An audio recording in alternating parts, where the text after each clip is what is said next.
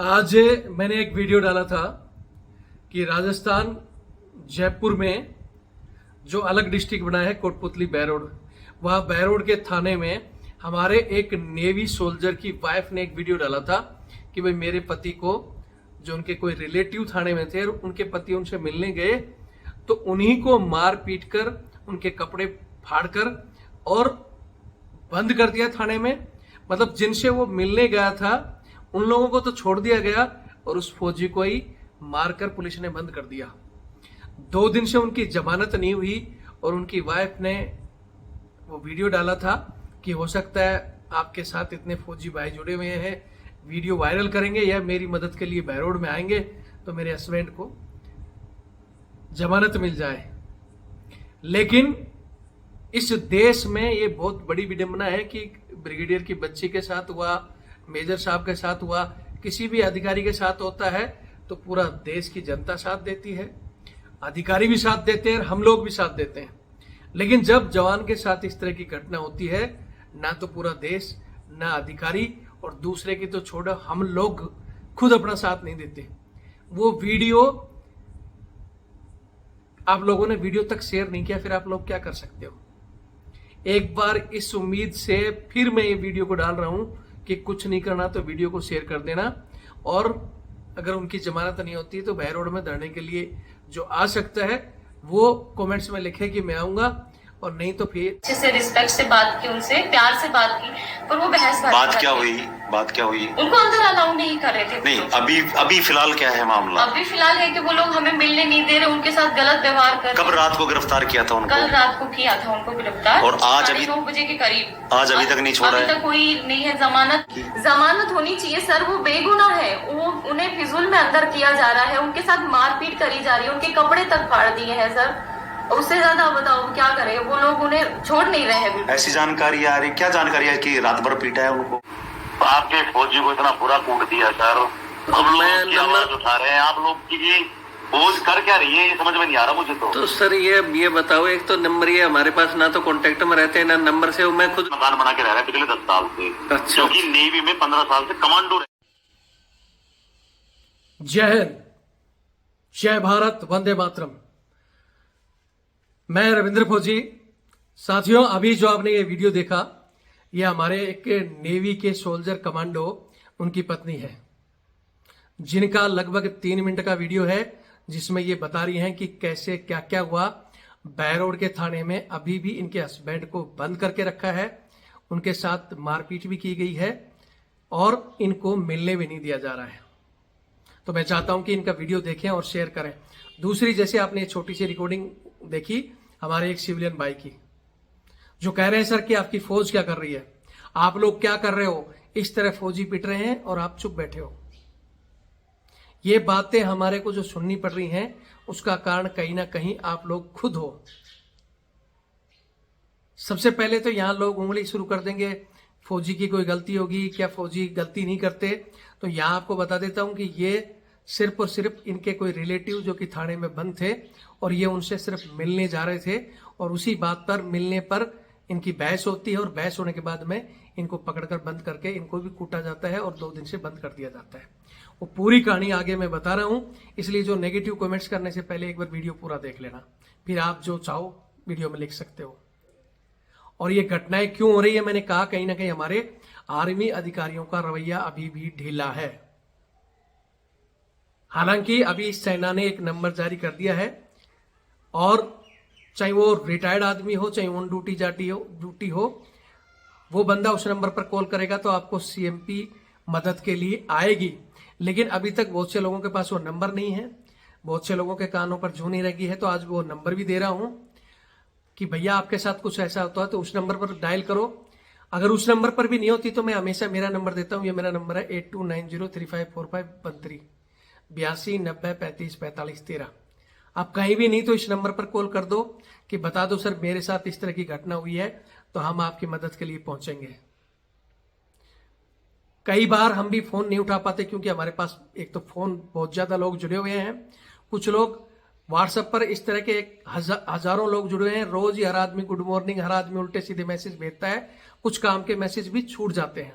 हालांकि इनसे अभी तक मेरा संपर्क नहीं हो पाया है। मैं इनको भी कहना चाहता हूं कि जो भी आगे का अगर आप चाहो तो हम आपके लिए आज ही वहां धरना भी दे सकते हैं, थाने का घेराव भी कर सकते हैं, लेकिन ये परिवार बताए कि ये क्या चाहता है।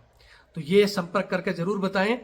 बहुत से लोगों का हम फोन नहीं उठा पाते, तो आप इसी नंबर पर अपना वीडियो या ऑडियो डालकर व्हाट्सएप कॉल करके छोड़ दिया करो। लेकिन फिर कहता हूं कि इंपॉर्टेंट चीजों के लिए, ठीक है। उसी के साथ मैं फिर कह रहा हूं कि जब तक ठोस कार्रवाई, क्योंकि जयपुर में पुलिस ने हमारे एक सैनिक को मारा और पुलिस वालों ने कहा कि हम फौज के सेना के बाप हैं, फौजियों के बाप हैं, और उनको सिर्फ लाइन हाजिर किया गया। तो इनका मनोबल बढ़ता जा रहा है कि हम तो फौजियों को या किसी को भी मारेंगे और लाइन हाजिर हो जाएंगे, क्या फर्क पड़ता है। तो आज इसी चीजों पर हम चर्चा करेंगे, लेकिन हमारे बड़े अधिकारी कब जगेंगे, दूसरे कब जगेंगे, वो चीजें तो हमारे हाथ में नहीं है। हमारे हाथ में है कि हम खुद एक मजबूत, हमेशा कहते हैं कि एक मजबूत टीम हमारी हो जो इन घटनाओं पर हम खुद जाकर पहल कर सकें। लेकिन हमारे कुछ सैनिक, हमारा जो ये चैनल है, जो 8 लाख लोगों में ज्यादातर हमारे साथ आर्मी के बंदे जुड़े हुए हैं, चाहे ऑन ड्यूटी हो चाहे रिटायर्ड सैनिक हो। हालांकि इसमें सेना, पैरामिलिट्री फोर्स सबके जुड़े हुए हैं, और हमने हमेशा कहा है कि हम सबके लिए काम करते हैं, चाहे किसी भी फोर्स का जवान हो, चाहे जैसी हो, चाहे अफसर हो। लेकिन बहुत से लोगों को, खासकर जैसे नेवी हो गया, एयरफोर्स हो गया, या हमारे में भी जो थोड़ा बड़े पदों से रिटायर्ड, उनको लगता है कि हम तो अपने आप में खुद ही क्वालिफाइड है, हमारे साथ पुलिस क्या कर लेगी, हमारा कोई कुछ नहीं बिगाड़ सकता। लेकिन यहां बताता हूं कि समस्या किसी के साथ भी कभी भी आ सकती है, और कोई भी अकेला चना बाढ़ नहीं फोड़ सकता। अगर आप जुड़कर रहोगे, आपके आसपास जो संगठन बने हुए हैं उनसे जुड़कर रहो, सामाजिक संगठनों से जुड़कर रहो, कोई तो आपकी मदद के लिए आएगा। नहीं तो जैसे ये अकेली आज डोल रही है ना इनकी वाइफ, उसी तरह आपको भी डोलना पड़ेगा। क्यों? फौजी आदमी का एक एटीट्यूड होता है ड्यूटी करते हुए भी, बाद में भी, कि मैंने क्या लेना है, मैंने क्यों फालतू में, मैं तो मेरा और मेरा परिवार। लेकिन जब मुसीबत आती है तब याद आता है। इसलिए हम चाहते हैं कि एक ऐसी टीम ऑल इंडिया लेवल की तैयार हो, जो पूरे इंडिया में कहीं भी किसी के साथ समस्या हो, वहां हम आपको अपनी ये नंबर से कॉल करो, और वहां आपके लिए तुरंत आदमी 24 घंटे में कहीं भी कॉल करो, और वहां आपके पास आदमी खड़े हो सके। उस टीम को तैयार करने के लिए, या उसको हम वेबसाइट बनाने के लिए, मजबूत टीम के लिए, कि भाई घातक टीम हो, जब उसके लिए कहना शुरू करेंगे तो पहली बात तो वीडियो यहाँ से छोड़ देंगे कि भाई यहाँ पर रविंद्र फौजी, वीडियो तो बाद में दिखाएगा, पहले पैसे की बात करेगा। बहुत से साथी लिख देते हैं कि भाई बढ़ाना है तो अपने लेवल पर बढ़ाओ। तो भैया मैं भी ना तो कोई जर्नल से या ब्रिगेडियर पद से रिटायर हूँ, मैं भी एक साधारण जवान से रिटायर्ड हूँ, और ना कोई टाटा बिरला हूँ, लेकिन सिस्टम बना रहा हूँ आप सबकी मदद के लिए, कि हाँ सबकी मदद सब जगह मिले, और उसके लिए वो तन मन धन की जरूरत होती है। तो आज एक बार फिर कहूंगा कि जिसको भी इस टीम से जुड़ना है, कि सदस्य बनना है, तो यही मेरा नंबर 8290354513, यही मेरा फोन पे और पेटीएम से भी जुड़ा हुआ है, और ये मेरा बार कोड है। क्योंकि किसी भी टीम को बनाने के लिए, वेबसाइट बनाने के लिए धन की जरूरत होती है, और धन का नाम सुनते ही लोग यहाँ से वीडियो छोड़ देते हैं। तो अगर किसी को लगता है कि भाई हाँ हम इस चैनल की मदद करेंगे और इस टीम का हिस्सा भी बनेंगे और तन मन धन से साथ है, तो वो आदमी इस नंबर पर हमारी मदद कर सकता है। जो नहीं जुड़ना चाहता है कि सर हम तो वैसे आपके साथ चैनल से जुड़कर रहना चाहते हैं, तो वो चैनल से जुड़ जाओ। जब भी आपको फिर भी कभी भी जरूरत होती है तो आप इस नंबर पर सहायता मांग सकते हो, और चैनल के जरिए आपकी सहायता होगी। जो टीम का मेंबर रहेगा उसके लिए हम देश के किसी भी कोने में कहेगा कि हाँ मेरे साथ ये मुसीबत हुई है, तो उसके लिए हम पहुंचेंगे, और नहीं जुड़े वाले के लिए भी पहुंचेंगे, लेकिन अगर वो सूचना दे देगा तो। लेकिन आप किसी भी स्तर से नहीं जुड़ रखे हो और हमारे तक सूचना पहुंचेगी नहीं, तो हम करेंगे क्या। बहुत से साथी कहते हैं कि सर हमारे तो ये सिस्टम पुराने बंदे हैं, चलाना नहीं आता। तो ये मेरा नंबर है 612-642-33-600। SBI का अकाउंट नंबर है, IFC कोड इसमें दिया हुआ है रविंद्र सिंह के नाम से। आप महीने 2 महीने में जो अपनी इच्छा अनुसार डोनेशन दो, ताकि एक मजबूत टीम इन घटनाओं के रोकने के लिए हमारी टीम खड़ी हो सके। उसके अलावा भी आगे मैं आपको जो आर्मी का नंबर है वो भी दे रहा हूं। मैं फिर कहता हूं, जुड़कर रहोगे तो इन लोगों से मुकाबला कर सकते हो, और नहीं तो इसी तरह पता नहीं कब अगला नंबर आपका होगा। क्योंकि ये लोग तो ये सोचते हैं कि मैं SHO हूं तो मैं इस इलाके का मालिक हूं, मैं कुछ भी कर सकता हूं। ऐसे तो ये जनसेवक हैं, रक्षक हैं हमारे, लेकिन ये वर्दी पहनकर भक्षक बन जाते हैं। 2 नंबर के जो लोग आते हैं उनको ये कुर्सी ऑफर करते हैं, गुंडे बदमाशों को, और आम आदमी पुलिस स्टेशन में जाने से डरता है। बोलते हैं नारा तो इनका ये है, अपराधियों में भय और आमजन में विश्वास, लेकिन उल्टा है वो। और इनको कहना चाहता हूं कि आप अपने आप को उस इलाके का मालिक समझते हो, एसएचओ साहब या आपके डीसीपी या एसपी साहब, मालिक या राजा बनना है तो राजा जैसा दिल पैदा करो, अपराधियों में भय करो, ना कि आमजन में। राजा महाराजा इस तरह आपकी तरह घटिया हरकत नहीं करते थे कि कोई फरियादी आपके पास आए और उस फरियादी पर ही टूट पड़ो। वीडियो फिर लंबा हो जाएगा, मैं आपको एक छोटी पहले इनकी घटना बता देता हूं, फिर इनके वीडियो दिखा देता हूं।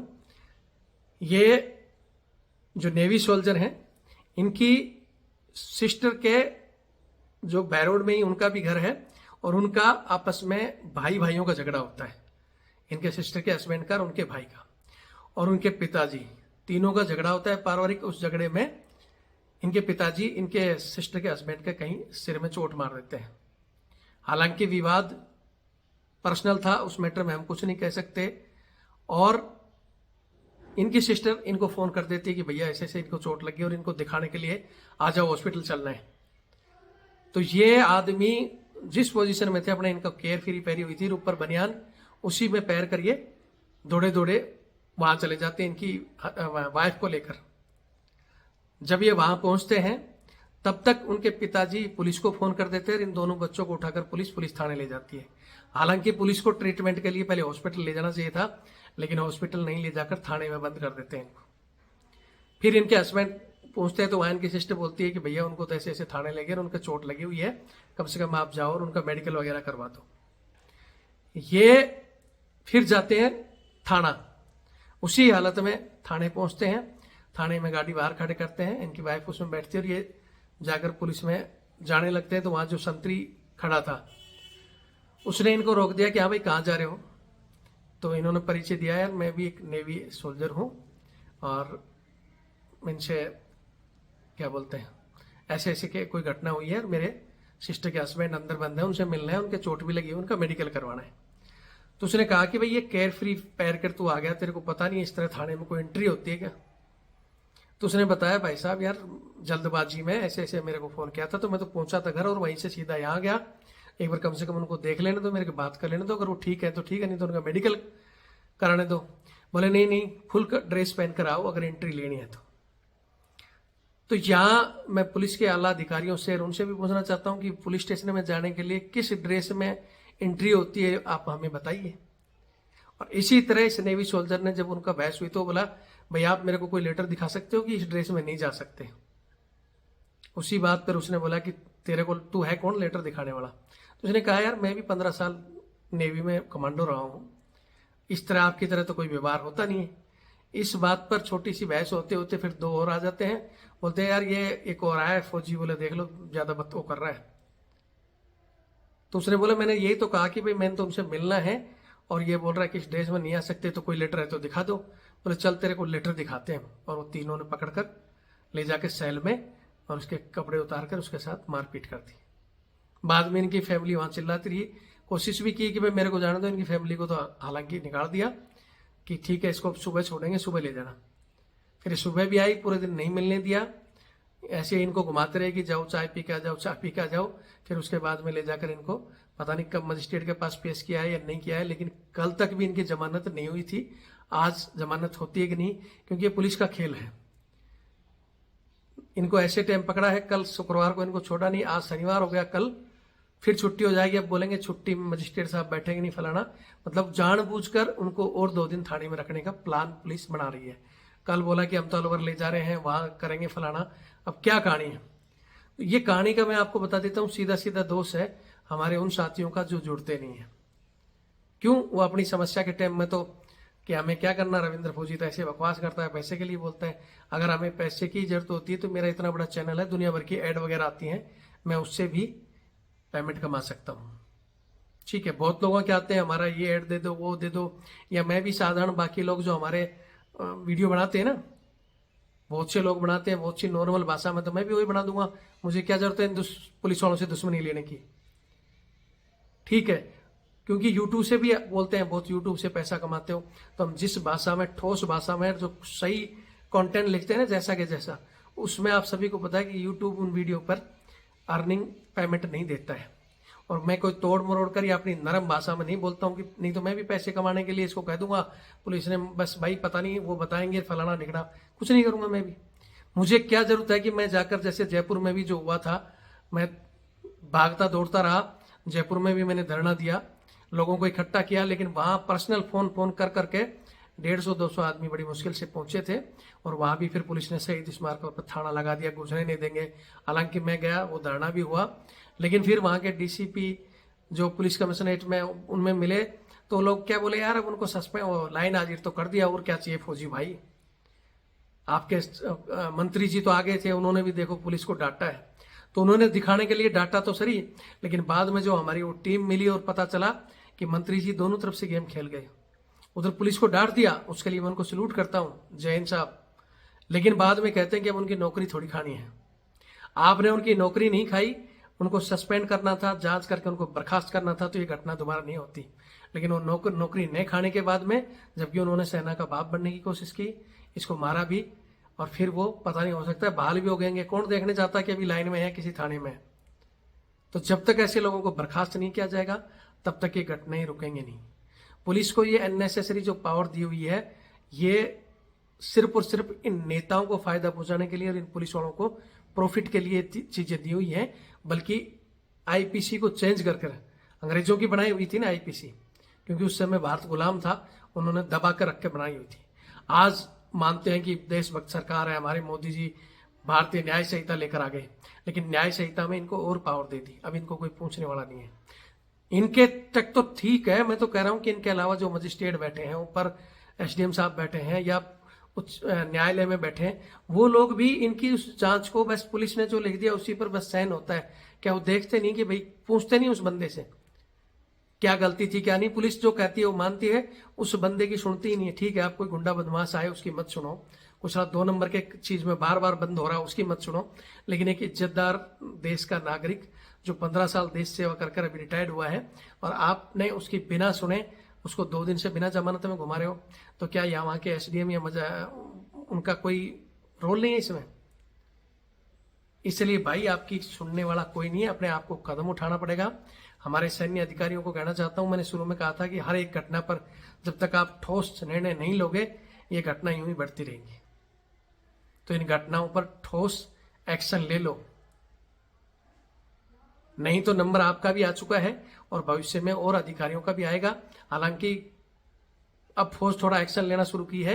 ये जो मैं नंबर बता रहा था, ये आप स्क्रीन पे देख रहे हो, ये नंबर है हमारी सेना ने जो जारी किया है हेल्पलाइन के लिए। इस नंबर पर भी मैं अलग से भी एक वीडियो बना दूंगा, लेकिन ये नंबर आपको पता कब चलेगा, जब आप दीन दुनिया से किसी से जुड़कर रहोगे। आप अपने ही मत में मतवाले होकर चलते हो और जब फंसते हो तब याद आता है आपको। तो इस नंबर की मदद लो।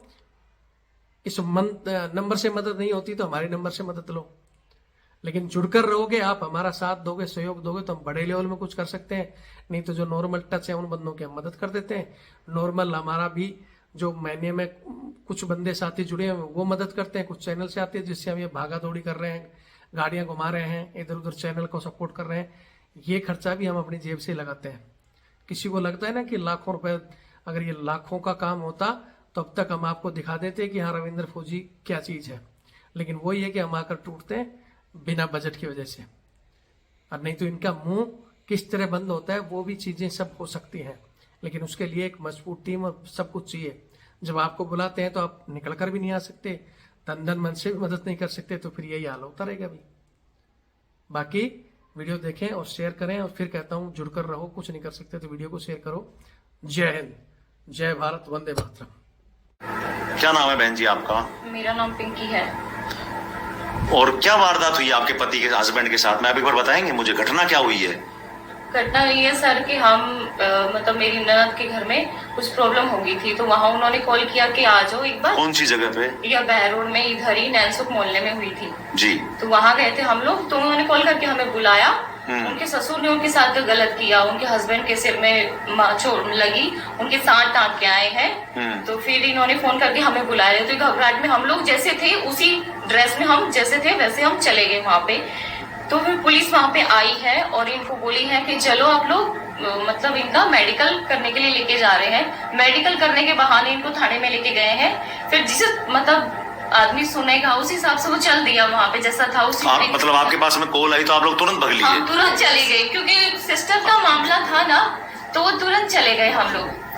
तो चले गए हम वहाँ पे, तो जैसा था वैसा हम निकल गए हैं। वहाँ पे वो शॉर्ट में गए, उन्होंने मतलब यूँ करने कि शॉर्ट में कैसे आए, तो उन्होंने बस इतना नॉर्मल सिखा कि ऐसा कोई रूल्स नहीं है कि नहीं जा सकते। इमरजेंसी एक चीज होती है ना, आदमी घबरा जाता अच्छा, है। थाने में किसी ने कहा ऑब्जेक्शन किया कैपरी पहन के क्यों? किया कि हम आपको अलाउ नहीं करेंगे। अच्छा। उन्होंने समझाया भाई, मतलब उन्होंने अच्छे से रिस्पेक्ट से बात की, उनसे प्यार से बात की, पर वो बहसबाजी बात क्या करते। हुई? बात क्या हुई? उनको अंदर अलाउ नहीं कर रहे थे। नहीं, अभी फिलहाल क्या है मामला? अभी फिलहाल है कि वो लोग हमें मिलने नहीं दे रहे, उनके साथ गलत व्यवहार कर कब रहे। रात को गिरफ्तार किया था उनको? कल रात को किया था उनको गिरफ्तार, और आज अभी 9:30 बजे के करीब। आज अभी तक नहीं छोड़ा अभी है? तक कोई नहीं है जमानत, ना उनसे मिलने देते।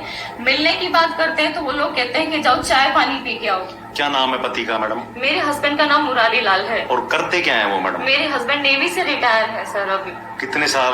15 साल सर्विस करके आए हैं। लास्ट अभी उन्होंने कोची से रिटायर लिया है।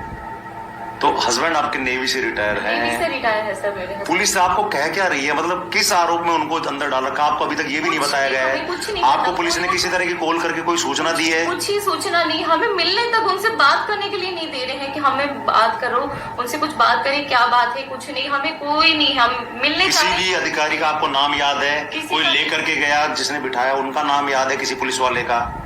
सर नाम तो याद नहीं है। आपको क्या ध्यान नहीं है कि आप उसका हुलिया याद होगा पुलिस वाले का? हाँ सर, हम थोड़ा थोड़ा, क्योंकि हम यहाँ मतलब अभी आए तो पता है, वो थोड़ा मोटा मोटा था और फेस उसका गोरा था। और वो हाँ मतलब ऐड के थोड़ा बात कर रहा था। इसके कुछ नाम सुना था मैंने उनका। क्या अपील करेंगे आप इस वीडियो के माध्यम से पुलिस अधिकारियों से, एक पत्नी होने के नाते? सर हम ये करना चाहते हैं कि हम उनसे मिले, बात करें, क्या बात है क्या नहीं है, कुछ किसी चीज का हमें पता चले, क्या बात हुई आपकी थी। डिमांड नहीं है जमानत हो उनकी? जमानत होनी चाहिए सर, वो बेगुनाह है। वो उन्हें फिजूल में अंदर किया जा रहा है, उनके साथ मारपीट करी जा रही है, उनके कपड़े तक फाड़ दिए हैं सर। उससे ज्यादा बताओ क्या करे, वो लोग उन्हें छोड़ नहीं रहे हैं बिल्कुल। ऐसी जानकारी आ रही? क्या जानकारी है कि रात भर पीटा है? हुई है। मैं नहीं कहता फौजी 100% सही होगा, लेकिन वो 20% गलत है ना, तो पुलिस यहाँ की 80% गलत है। तो उसको उस बात पे मतलब फिर 3 लोगों को उस बात पे 3 लोगों ने उसको ले जाके हवालात में डाल दिया। रात को उसको 11:30-12 बजे बाहर निकाला और उसको इतनी बुरी तरह से पीटा है, इतनी बुरी तरह से पीटा है उसके जीजा के सामने।